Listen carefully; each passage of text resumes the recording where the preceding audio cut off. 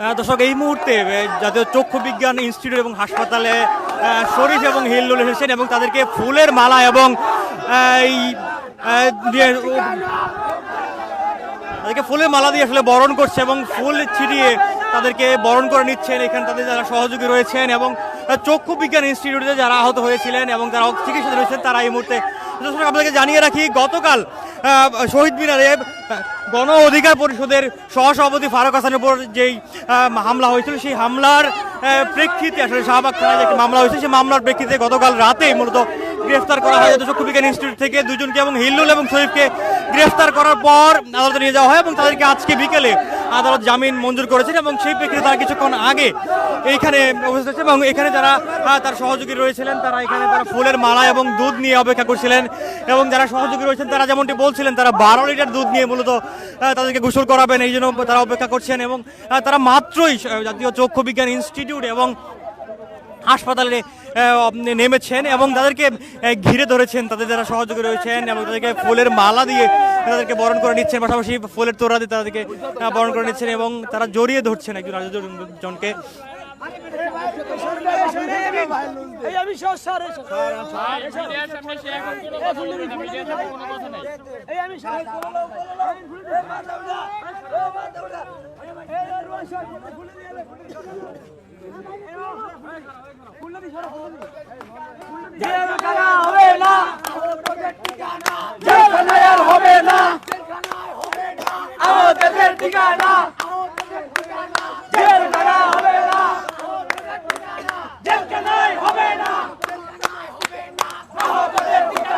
আসলে যারা সহযোগী রয়েছেন এবং গত জুলাই আগস্টে আহত হয়েছিলেন তারা মূলত এখানে আবেগ আপ্লুত হয়ে পড়েছেন এবং যারা চিকিৎসা নিচ্ছেন দীর্ঘদিন ধরে তারা মূলত এখানে আবেগ আপ্লুত হয়ে পড়েছেন এবং ফুলের মালা দিয়ে মূলত বরণ করে নিচ্ছেন হিল্লুলকে।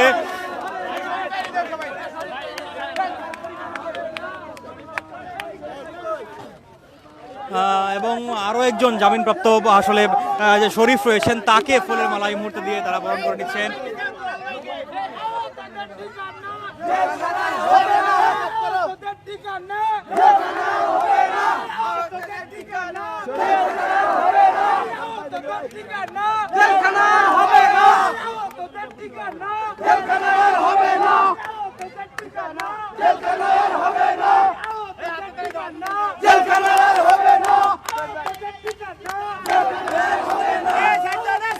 এই মুহূর্তে আসলে তারা দুধ নিয়ে এসেছেন এবং সেই দুধ দিয়ে তাদেরকে গোসল করাবেন।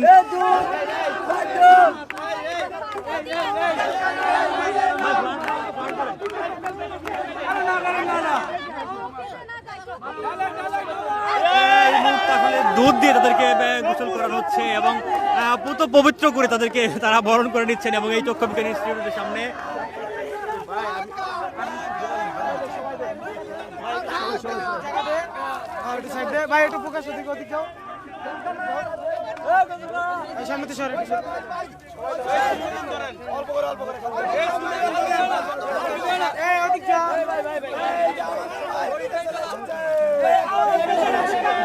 যারা আহত হয়ে চিকিৎসা নিচ্ছিলেন সেই চক্ষু বিজ্ঞান ইনস্টিটিউটে মূলত দুজনকে যারা জামিনপ্রাপ্ত হয়েছেন কিছুক্ষণ আগে, সেই দুজন এই মুহূর্তে চক্ষু বিজ্ঞান ইনস্টিটিউট এবং হাসপাতালে অবস্থান করছেন এবং তাদেরকে দুধ দিয়ে গোসল করানো হচ্ছে এবং তাদের মাথা ধুয়ে ফুলের মালা এবং ফুল দিয়ে বরণ করে নেওয়া হয়েছিল এবং এই মুহূর্তে দুধ দিয়ে তাদেরকে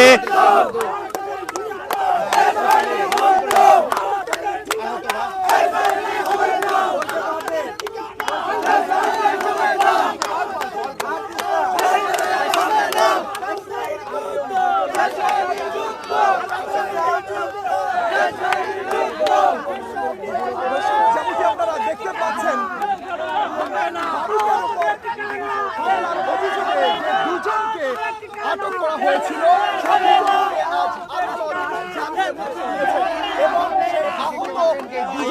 আসলে যে সেই দুজনের জামিন হয়েছে তাদেরকে দুধ দিয়ে তাদের মাথা ধোয়ার পর এই মুহূর্তে সেটি মাথা মুছে আসলে তাদেরকে আবার বিভিন্ন ধরনের স্লোগান দিচ্ছেন তারা, পাশাপাশি তারা যেমন বলছেন আসলে আহতদের ঠিকানা জেলখানায় হবে না বলছিলেন।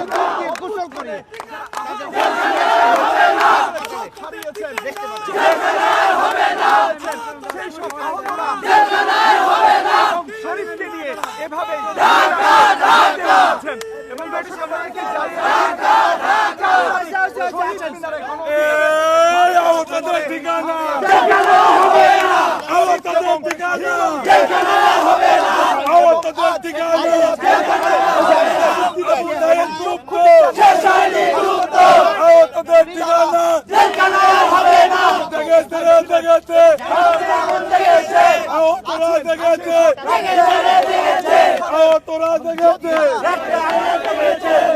শরীফ এবং হিল্লোলকে দুধ দিয়ে গোসল করিয়েছেন এবং ফুলের মালা দিয়ে বরণ করে নিয়েছেন। আপনারা সেই চিত্রই দেখতে পাচ্ছেন কালের কণ্ঠে। আমরা কথা বলার চেষ্টা করব আসলে যে জামিনপ্রাপ্ত দুজন রয়েছেন শরীফ এবং হিল্লোল, তাদের সাথে সরাসরি কথা বলার চেষ্টা করব। শরীফ,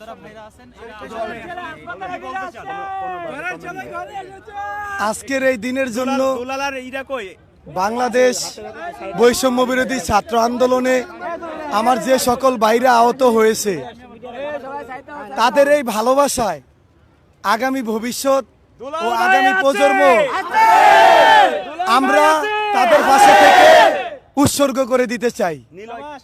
আমি এই জাতির মাধ্যমে ও দেশ ও দেশের মানুষের মাধ্যমে বলতে চাই, আমরা রাষ্ট্রীয় সম্পদ, আমরা এই রাষ্ট্রের জন্য যুদ্ধ করেছি, স্বৈরাচার বিরোধী আন্দোলন করে আমাদের ভাইদের হাত পা চোখ হারিয়েছে।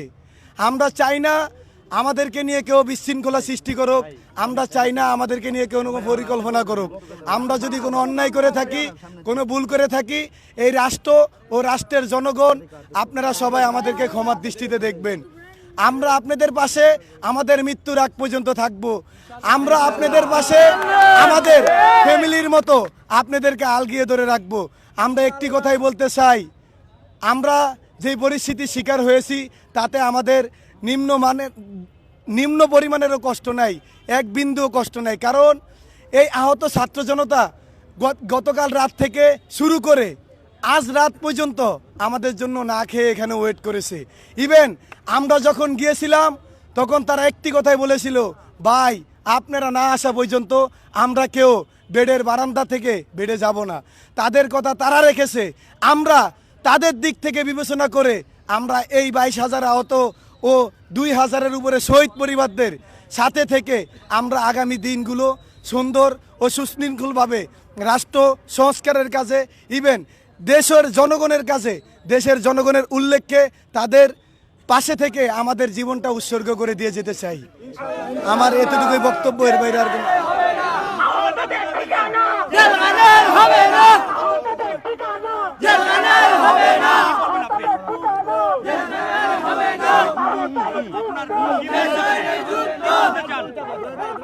আমি আসসালামু আলাইকুম। আসলে এটা কোনো ঘটনার বলে আমার মনে হয় না। আমরা যদি দেশের জনগণ আহতদের সম্পদ হয়ে থাকে, নিহতরা যদি দেশের সম্পদ হয়ে থাকে, তাহলে এই জায়গায় যে ঘটনাটা ঘটেছে এই ঘটনাটার কোনো মন্তব্য করা আমাদের দ্বারাই উচিত হবে না। সাথে সাথে উচিত হবে না কোনো রাজনৈতিক দল মত নির্বিশেষে কারোর নাম উল্লেখ করে কোনো কথা বলা। উচিত হবে না দেশের জনগণের বাইরে যে আমাদের কোনো কথা বলা। Thank you. আর কি বলবো? এইটার ব্যাপারে গতদিন আমরা প্রেস কনফারেন্স করেছি। প্রেস কনফারেন্সের মাধ্যমে বলেছি যে আমাদের বর্তমান সিচুয়েশন কি ছিল আর আগের সিচুয়েশন কি ছিল। এখান থেকে আমরা তার কাছে কিন্তু মাপও চেয়েছি। মাপ চেয়েছি এই কারণেই, বাংলাদেশের আইন শৃঙ্খলার প্রতি রক্ষা এবং সম্মান এই আহতরা এই স্বাধীন করে দেখিয়েছে এমন কিছু জিনিস জেনারেশনের পর জেনারেশন যেন মনে রাখতে পারে যে 71-এর যোদ্ধার পরে এই 24-এর যোদ্ধারা নতুন কোনো ইতিহাস লিখে যাচ্ছে বাংলাদেশে একের পর এক। সাথে সাথে আরেকটা কথা না বললেই না, কারণ মন্তব্য না করে আমি আমার নিজের কিছু বক্তব্য আপনাদের সামনে তুলে ধরতে চাই। আজ যদি আমরা এই জেলের কারাগারে না যেতাম, অনেক বড় একটা বাস্তবতা দেখতে পারতাম না। বাস্তবতা যদি আপনাদের সাথে শেয়ার করি, এমনভাবে শেয়ার করব যেটা আপনারা শুনলে বাংলাদেশের মানুষরা শুনলেও বুঝতে পারবে। সেটা হচ্ছে, আমরা যখন জেলের কারাগারে ছিলাম ওই সময় ওই জায়গাতে হাতে গোনা কয়েকজন নেশা করা অবস্থায় লোকজন ছিল যারা নেশাগ্রস্ত অবস্থায় গ্রেপ্তার হয়েছিল। এছাড়া অনেক পাতি নেতা বাংলাদেশের ফ্যাসিস্ট সরকারের রেখে যাওয়া অনেক অমূল্য সম্পদ ওই জায়গায় পড়েছিল। যারা পড়ে থেকে বুঝতে পারছে যে বর্তমান বাংলাদেশে যদি আবার কোনো লোক বা কোনো দল বা কোনো সংগঠন জনগণ বা দেশের জন্য কাজ না করে তাদের ব্যক্তি স্বাধীনতা ব্যক্তি জায়গার থেকে তাদের লোভ লালসার জায়গা থেকে যদি কাজ করে, তাহলে তারা নেতারা কয়েকজন, কিন্তু তার কর্মী কিন্তু অনেক।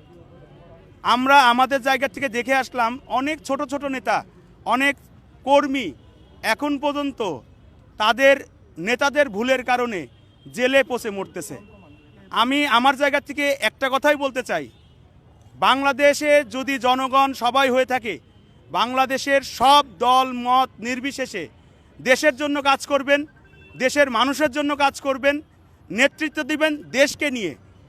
এমন কোনো সিদ্ধান্ত নেবেন না যে সিদ্ধান্তের জন্য আপনার দলের কিছু কর্মী আবার লাঞ্ছিত হয়, অপমানিত হয়, বিভিন্ন জায়গায় যায় ধিক্কার খায়। Thank you.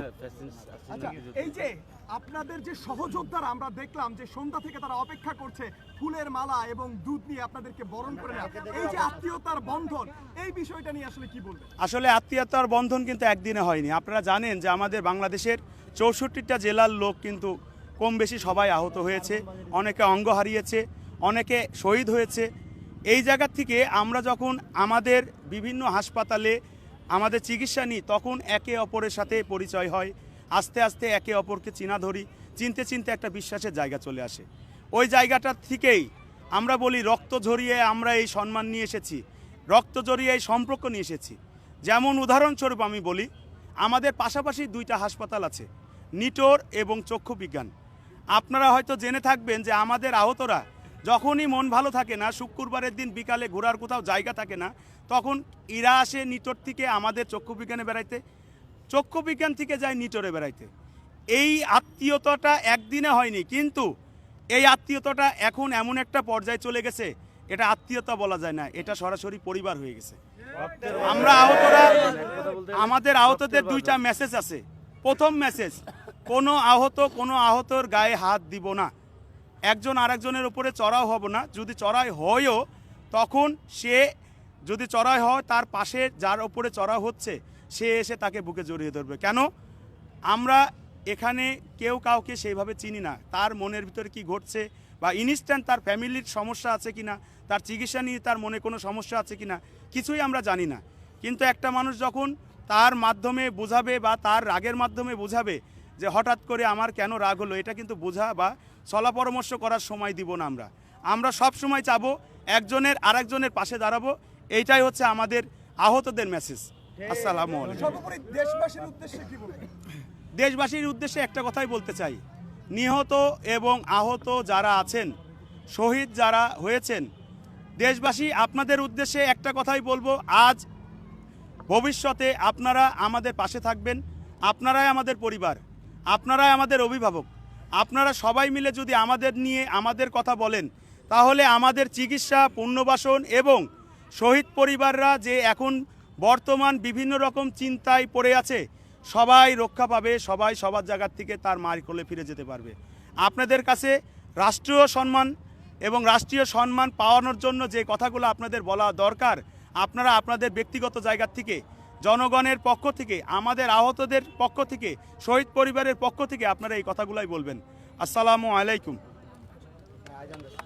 দর্শক, যেমনটি আসলে শুনছিলাম আমরা, আসলে যেই জামিনপ্রাপ্ত যেই 2 জন আসলে কারাগার থেকে এসেছেন, তারা যেমনটি বলছিলেন আসলে।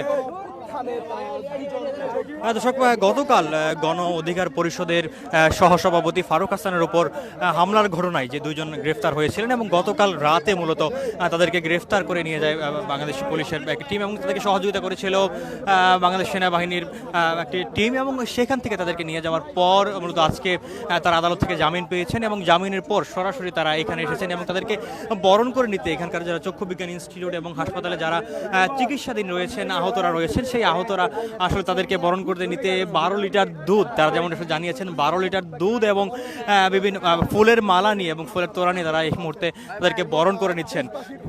এবং কিছুক্ষণ আগে যে হিল্লুল এবং শরীফ যারা আসলে গ্রেফতার হয়েছিলেন সেই দুইজন তারা কিছুক্ষণ আগে কথা বলেছেন এবং সেই তাদের কথাগুলো আমরা সরাসরি সংযুক্ত করেছিলাম দর্শক আপনাদেরকে চক্ষু বিজ্ঞান ইনস্টিটিউট থেকে। অভিযুক্ত যোদ্ধা শরীফ এবং আসিফুজ্জামান